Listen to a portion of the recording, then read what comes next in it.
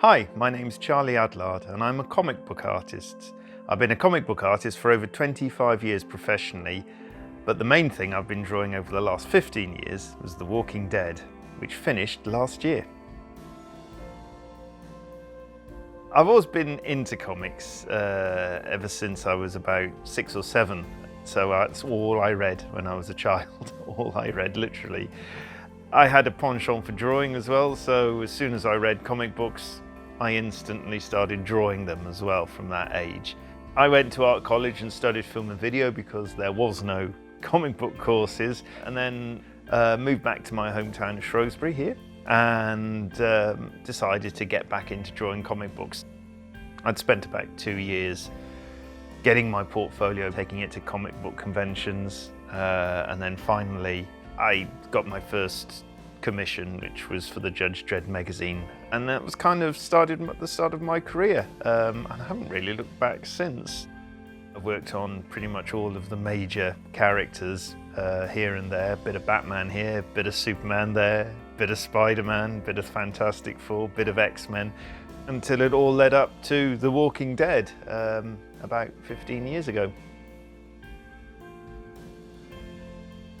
Well, like you see, I'm a local boy. I was born and bred here, went to school here. As soon as I got back here, I kind of realised how much I enjoyed being here and how much Shrewsbury does mean to me. And yeah, I've raised a family here and I couldn't imagine a better place to be now.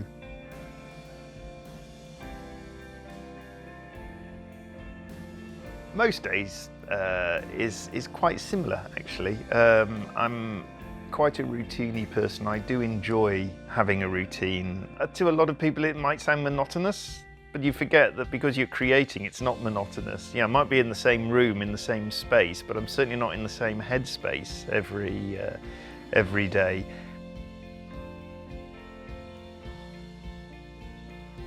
Sometimes I'll be doing drawing, shall we say, arguably for real, which means, you know, pen and paper, ink, colour, whatever it might be on a drawing board. Some days I might be doing full digital work, and that's done on what they call a Cintiq, which is a big, as big as your computer, big graphics tablet, but you draw directly on it. All of Walking Dead was drawn for real because I started drawing The Walking Dead for real and just felt like I was going to see that right through to the end as pen and paper. You know, and obviously when I first started doing The Walking Dead, you know, doing it digitally was not an option, not for me anyway. I finished my first all-digital comic book last year called Vampire State Building. The next project we're doing a book called Heretic, which is a historical action-adventure murder mystery set in the Spanish Inquisition. That's all digital as well. So I'm kind of embracing the technology more and more. It's a very interesting way of working. People always ask me, how do you do it? How do you work from a blank page? And I always say, well, I'm not working from a blank page because I've always got a script. I've always got something to inspire me. Let's take The Walking Dead, for instance. Robert Kirkman, my co-creator in all of this, will send me what they call a full script, which means it's got all the panel breakdowns, it's got the dialogue, it's got rough stage directions depending on what he's thought. I don't want to be given everything because you want to create yourself, and I trust him as a writer, he trusts me as an artist, and I think that's a great working relationship, and I think a great comic book has evolved out of that basic form of trust. People always say they were really shocked by the ending because what we did was we didn't tell anyone. This hasn't been done before in the industry. I even did 3 false covers. If we hadn't got covers to show, people would suspect. So we were trying to cover all our tracks. So there are even these sort of 3 unused covers out there.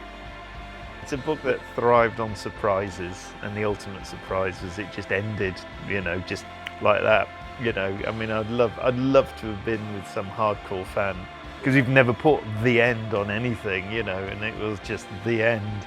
And you imagine them going, huh? You know, and realising that's it, you know, that is the end. The main thing about it is we went out on our own terms. which was, you know, a great thing to do. It's such an obvious thing to say, but obviously when Robert and I started on this road, we didn't realise we were going to create this behemoth. You know, it was a small, independent, black and white comic book that didn't even feature superheroes. You know, everything about The Walking Dead was a non-seller, literally. So the level of success that we'd attained with it was even more incredible, because it was just, no one would have predicted this. I've got a lot to thank The Walking Dead for. It's put me on the map as a creator. I've travelled the world. It doesn't feel like I've stopped it though. The Walking Dead is still with me. It'll always be with me to the day I die.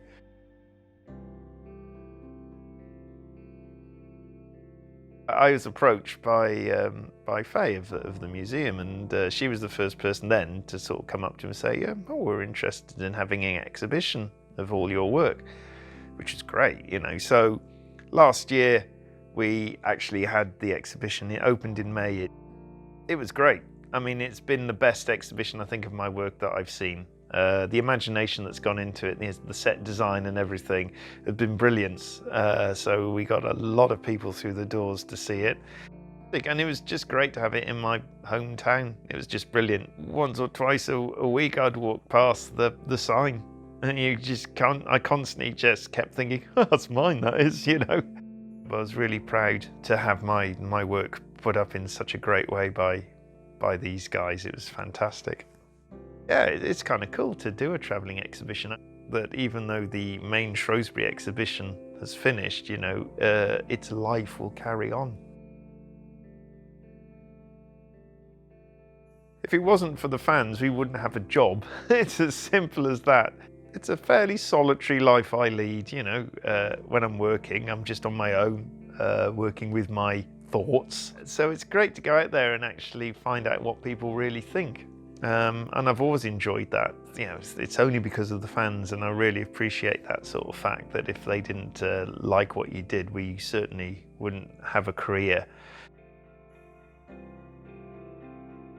I'd like to think that something with the exhibition, for instance, has, you know, hopefully has broadened it out to a bigger sort of pool of people rather than just the fans. So it'd be nice, hopefully, that we've had a few more people look at comic book artwork and gone, oh right, there's more into this, more work gone into this than we thought. It's not just a sort of a silly little kind of craft that certain people do that's just for kids.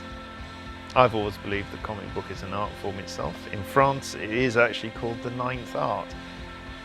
You know, it tends to be a bit of a snobby attitude of people, that they just assume that a viable form of literature can only be a novel, you know, or a play.